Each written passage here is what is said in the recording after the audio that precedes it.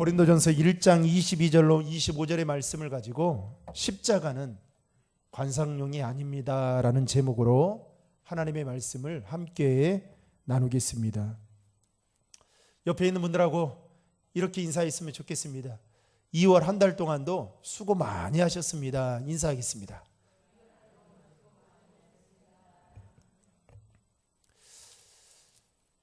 이렇게 질문하면서 설교의 문을 열고 싶습니다.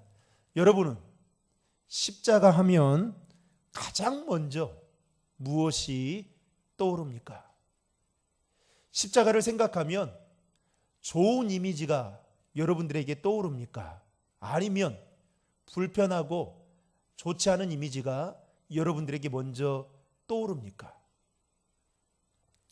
아마도 예수를 믿는 대다수의 사람들은 십자가를 생각하면 예수님의 죽음과 고귀한 희생, 그리고 고통과 수치 등을 가장 먼저 떠오르지 않나 싶습니다. 그러나 일반적인 사람들은 십자가를 아름다운 장신구로 생각하고 바라보는 경향들이 있다라는 것입니다. 예수 믿는 사람과 예수 믿지 않는 사람들이 바라보는 십자가의 이미지는 분명 다를 거라 생각하는 것이죠. 그래서 어떤 사람들은 십자가를 장식용 목걸이로 달고 다니거나, 아니면 어떤 사람들은 운전석 앞에 있는 그 미러에 십자가를 달아놓고 마치 그 십자가가 자신을 지켜주는 호신용처럼 생각을 하곤 합니다. 그런데 본래 여러분, 십자가는 우리가 생각하는 아름다운 이미지보다도 조롱과 수치의 이미지가 더 컸습니다. 왜냐하면 십자가는 로마 시대에 가장 보기 흉한 저주의 형틀이었기 때문이었죠. 1세기 말부터 로마 제국은 노예나 반란자들, 그리고 극악한 강도들을 처형하는 도구로 십자가형을 사용했습니다. 그래서 그 십자가형에 달린 그 제수들을 보면 하나같이 그 고통이 얼마나 컸던지 그 옆에 있던 로마 병사들이 십자가형에 달린 제수들에게 자비를 베풀어 준다라는 그 뜻을 가지고 다리를 부러뜨리거나 아니면 창으로 찔러서 오히려 죽음을 재촉하는 경우들이 있었다고 합니다. 그만큼 십자가형이 그 당시에는 잔인하면서도 끔찍하고 치욕스러운 것이었다는 것이죠. 그래서 제수들도 다른 것은 다 피해도, 다른 것은 내가 다 감당할 수 있지만 십자가형만큼은 피하고 싶었다라고 합니다. 따라서 당시 예수를 따르면서 십자가를 진다는 것은 여러분 감히 흉내낼 수도 없는 일이었습니다. 하지만 사도 바울은 조롱과 수치의 이미지로 크게 부각되어진 그 십자가를 자랑하는 삶을 살았다라는 것이죠. 사도 바울은 오늘 본문에서 자신이 세운 교회인 고린도 교회 성도들에게 십자가에 대해서 이렇게 말하고 있는데요. 여러분 화면에 18절의 말씀을 같이 읽겠습니다. 십자가의 도가 멸망하는 자들에게는 미련한 것이요 구원을 받는 우리에게는 하나님의 능력이라. 한마디로 십자가는 사도 바울 자신에게 있어서 하나님의 능력이 된다라고 그는 말하였습니다. 게다가 사도 바울은 로마서 1장 16절에도 나는 복음을 부끄러워하지 않는다라고 말하면서 그 복음을 부끄러워하지 않는 그 이유는 바로 그것이 하나님의 능력이 되기 때문이다라고 말했는데요.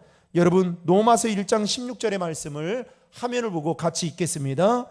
내가 복음을 부끄러워하지 아니하노니 이 복음은 모든 믿는 자에게 구원을 주시는 하나님의 능력이 됨이라. 당시 유대인들은 십자가가 약한 것으로 그렇게 것처럼 생각하고 보았습니다.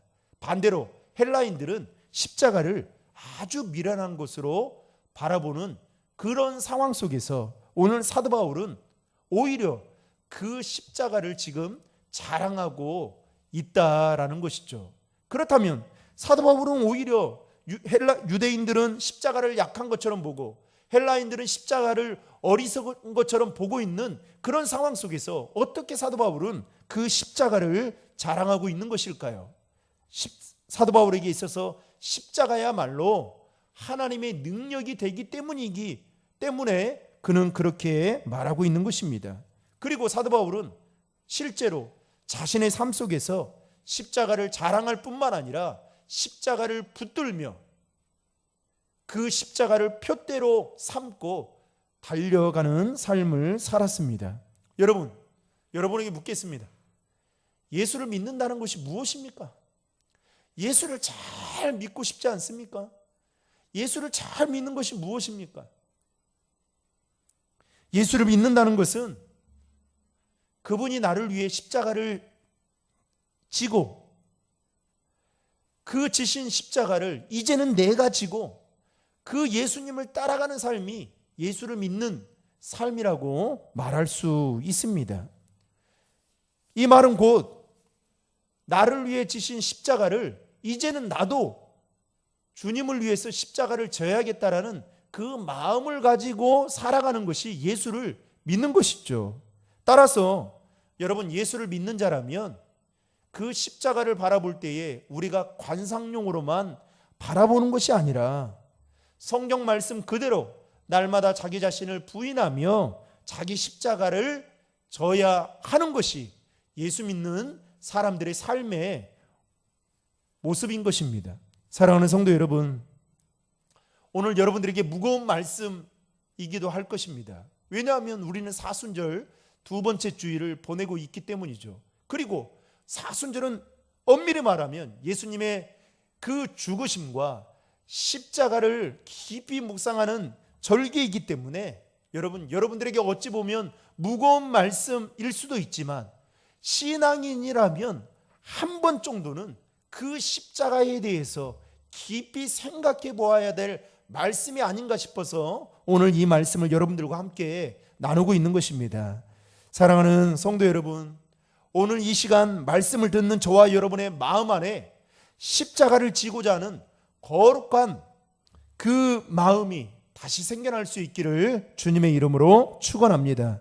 그렇다면 예수님께서 나를 위해 지신 그 십자가를 저와 여러분도 동일하게 지기 위해서는 어떻게 해야 할까요? 세 가지로 말씀을 드리겠습니다. 첫째, 신앙을 내 생각 속에 가두어서는 안 된다라는 것입니다. 따라하겠습니다. 신앙을 내 생각 속에 가두어서는 안 된다.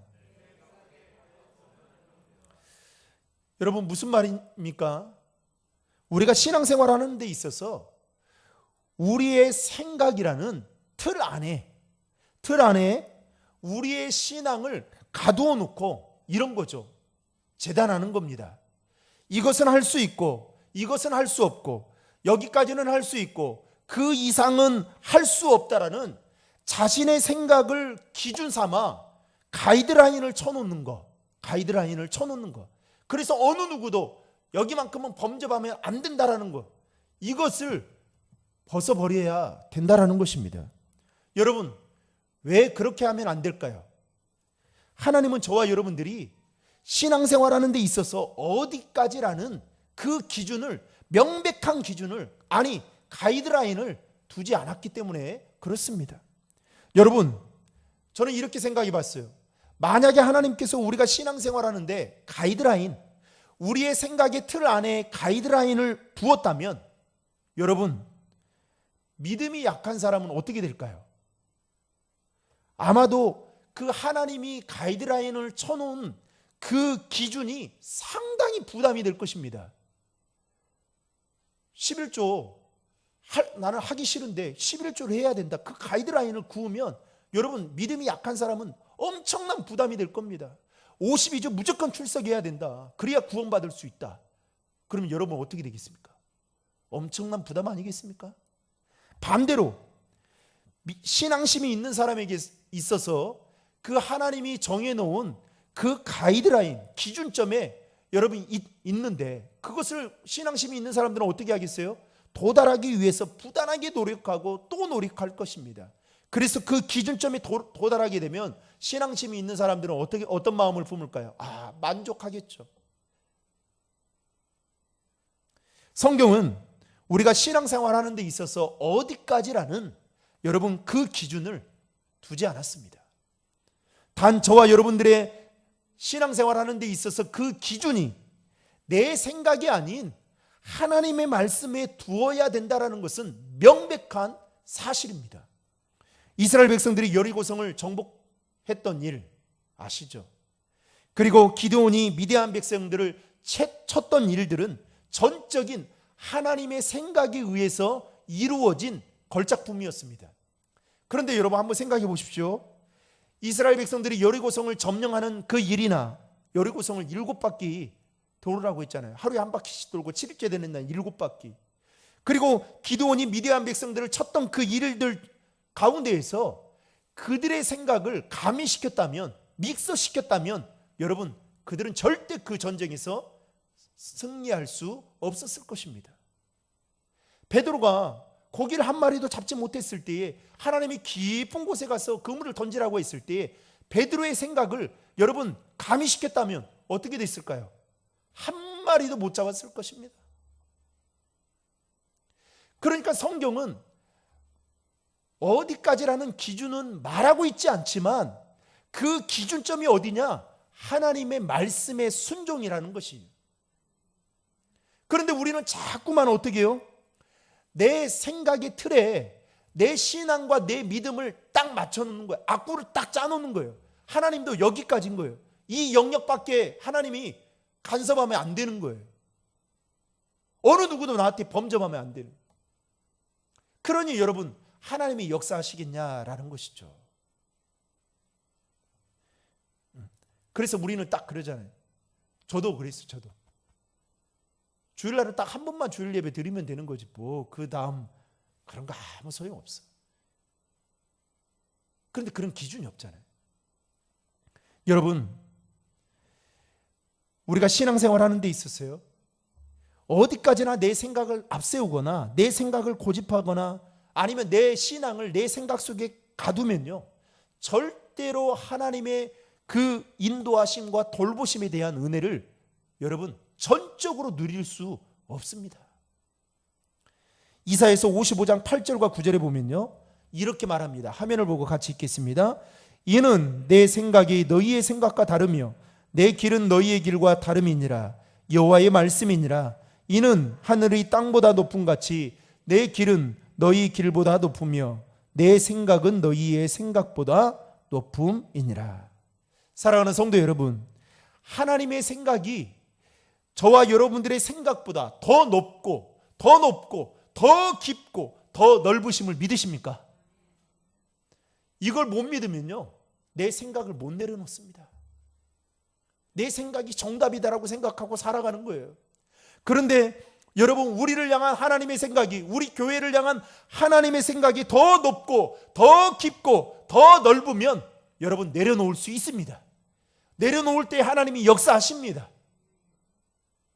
그러므로 저와 여러분이 신앙생활하는 데 있어서 그 기준이 우리의 생각이 아니라 하나님의 말씀에 두며 그 말씀에 순종하며 살아가는 저와 여러분 될 수 있기를 주님의 이름으로 축복합니다. 그래서 여러분 십자가를 온전히 지려면 내 생각을 내려놓아야 돼요. 그래야 온전히 십자가를 지고 주님을 따라갈 수 있다라는 것이죠. 두 번째로 십자가를 지기 위해서는 눈에 보이는 것을 더 의지해서는 안 된다라는 것입니다. 따라하겠습니다. 눈에 보이는 것을 더 의지해서는 안 된다. 여러분 오늘 본문 22절을 우리 다 함께 읽겠습니다. 유대인은 표적을 구하고 헬라인은 지혜를 찾으나. 당시 유대인들은 뭘 구했다라고요? 표적을 구했다. 즉 기적을 구하고 또 기적들을 좋아했습니다. 그래서 그들은 기적이 일어나야만 하나님이 자신들과 함께 하시는 것처럼 생각을 했습니다. 그들은 아주 먼 옛날 그러니까 애굽에서 종살이할 때부터, 아니 그 이전을 훨씬 더 거슬러 올라가서부터 하나님의 기적을 체험했던 사람들이었습니다. 그러니 어쩌면 유대인들이 기적을 좋아하고 기적을 요구하는 것은 당연한 일일 수도 있겠죠. 또 헬라인들은 지혜를 찾았고 지혜를 구했습니다. 당시 헬라인들 가운데에는 공부를 많이 한 사람들이 상당수 있었습니다. 그래서 사도 바울이 아테네에 갔을 때 그 아테네 광장에서 토론한, 날마다 만나서 토론하는 자들이 누구였냐면 헬라인들이었습니다. 그뿐만 아니라 에피쿠로스 철학자들이나 스토아 철학자들 가운데에는 상당수가 헬라인들이었는데, 사도 바울이 그들과 논쟁하는 것을 보면 헬라인들 중에는 지혜가 대단한 사람들이 많았다라는 것이죠. 그런데 문제는 유대인이든 헬라인이든 그들은 십자가의 사건을 어리석은 사건으로 바라보고 생각하고 있었다라는 것입니다. 여러분, 유대인들처럼 기적을 많이 경험한다고, 또는 헬라인들처럼 지혜가 뛰어난다고 해서 여러분 하나님을 잘 믿는 것일까요? 그렇지 않습니다. 성경에 보면 예수님 주변에 예수님이 행하시는 그 기적들을 가까이서 경험한 자들이 얼마나 많았습니까? 그런데 문제는 그들이 그 예수님이 행하신 그 기적을 보면서도 예수님을 메시아로 바라보는 사람들이 많지 않았다는 것입니다. 그래서 어떻게 합니까? 예수님을 메시아로 바라보지 못하니까 왕 삼으려고 발버둥을 쳤던 그들의 모습을 볼 수 있습니다.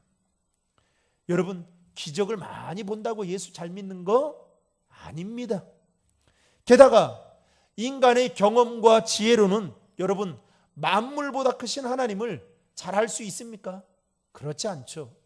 인간의 뛰어난 지혜가 하나님의 어리석음보다 여러분 약하다는 것이죠.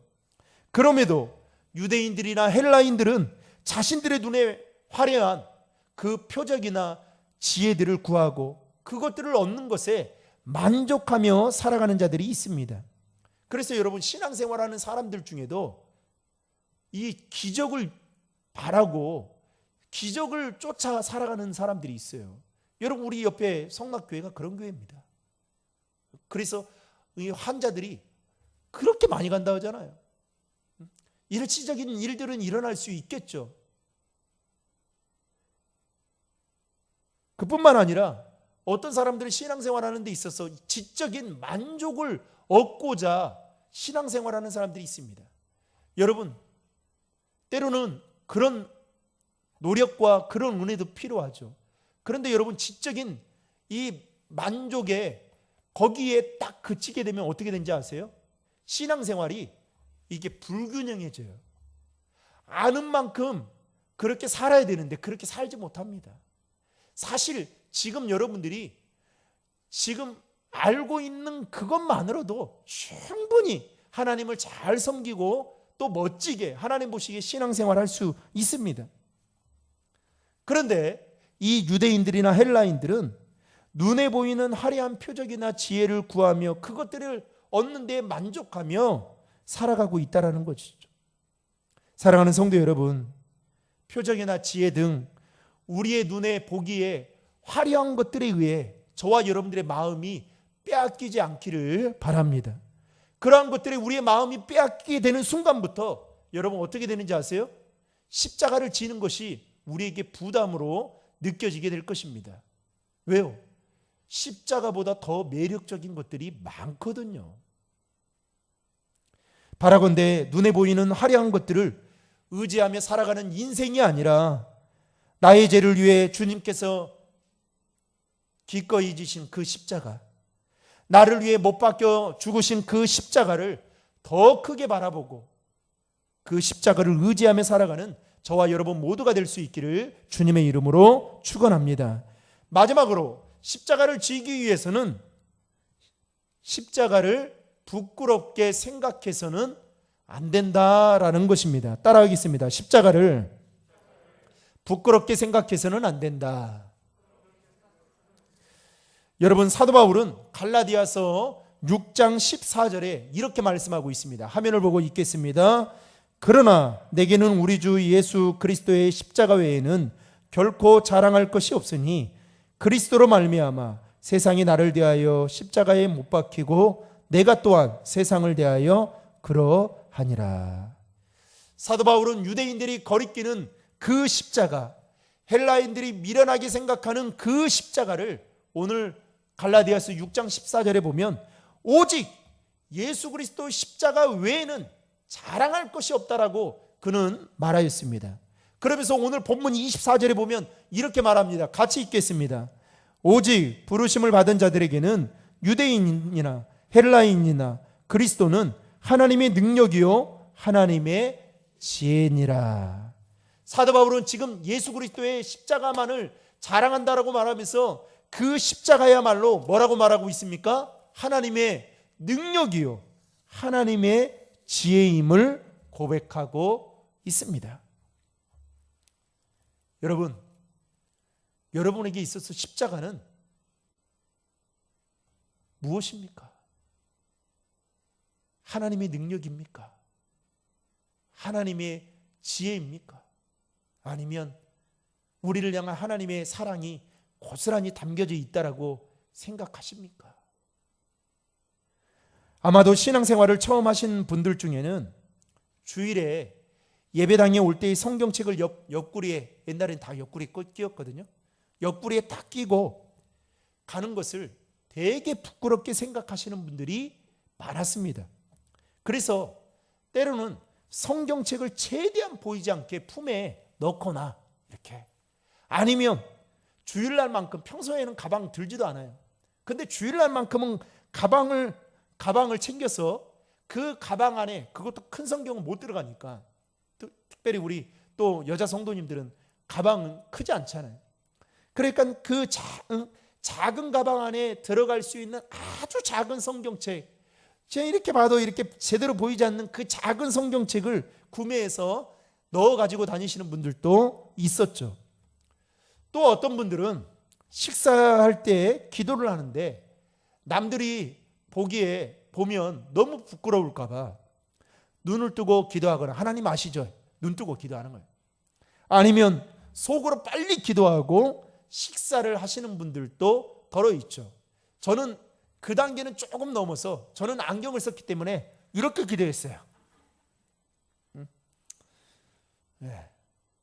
그리고 또 어떤 분들은 교회에서 노방전도 하는 것을 부끄러워서, 다른 것은 내가 다 봉사할 수 있는데 이것만큼은 절대로 하지 못한다라고 하시면서 극구 사양하시는 분들도 있습니다.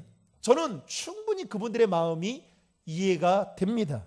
왜냐하면 저 또한 그런 과거에 경험을 한 적이 있거든요.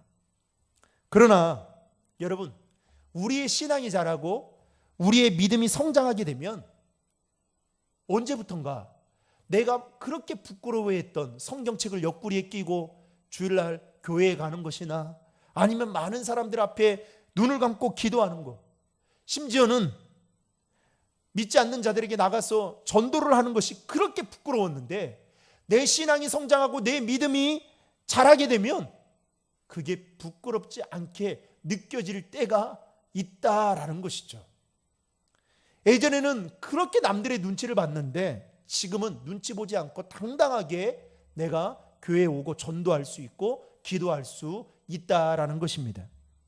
여러분, 우리가 예수를 믿어도 우리의 생각이 세상적인 가치관에 사로잡혀 있거나, 또는 우리의 신앙을 세상적인 가치관으로 판단을 하게 되면 여러분 어떤 일이 일어난지 아십니까?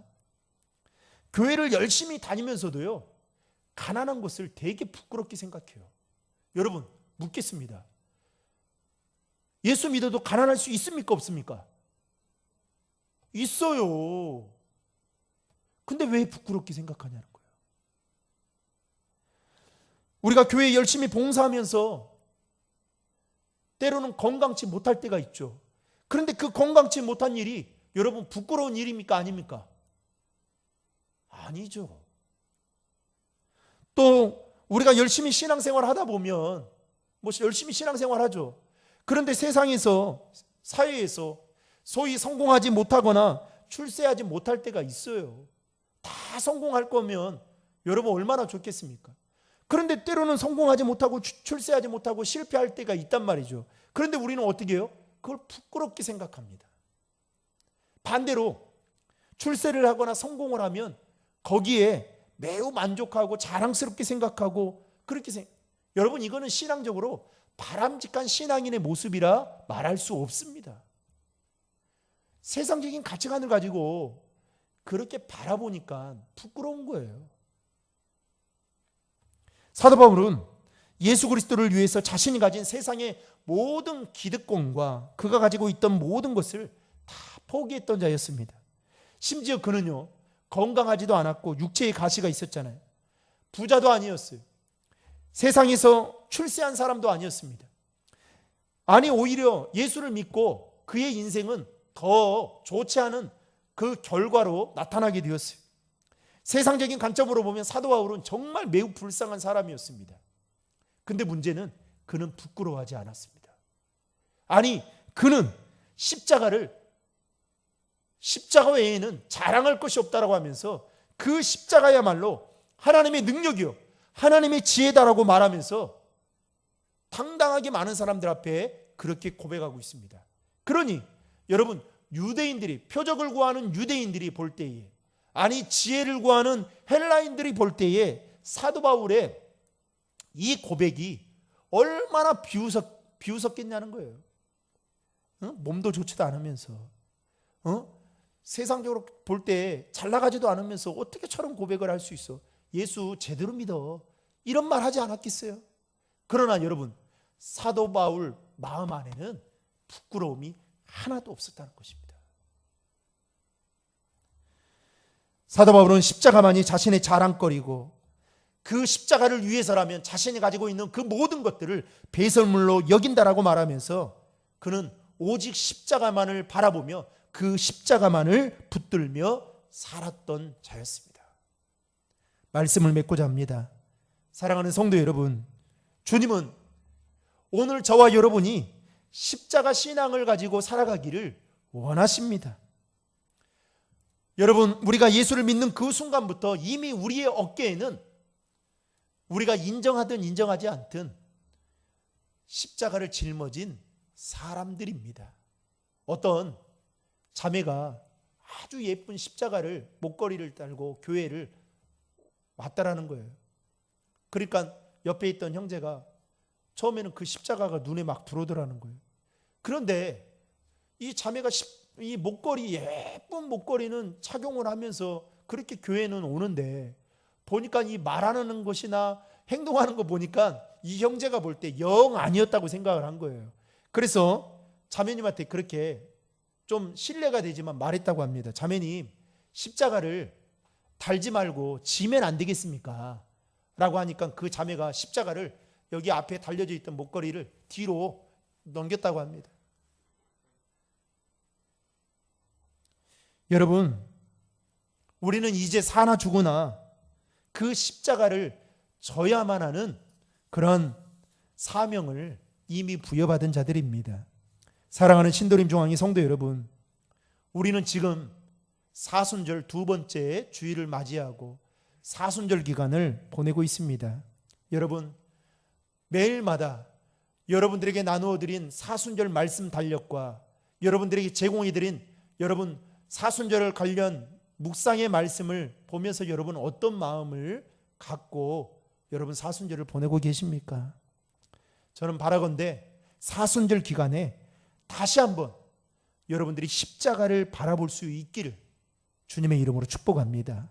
바라건대 나를 위해 주님께서 지신 그 십자가를 이제는 먼 발치에서 관상용으로만 바라보는 것이 아니라 이제는 나의 죄를 위해 주님께서 지신 그 십자가를 이제는 나도 내 자신을 부인하며 주님이 지신 그 십자가를 저와 여러분도 기쁜 마음으로 질 수 있는, 그래서 한 주간도 십자가를 지는 그런 삶을 살아가는 저와 여러분 모두가 될 수 있기를 주님의 이름으로 축원합니다.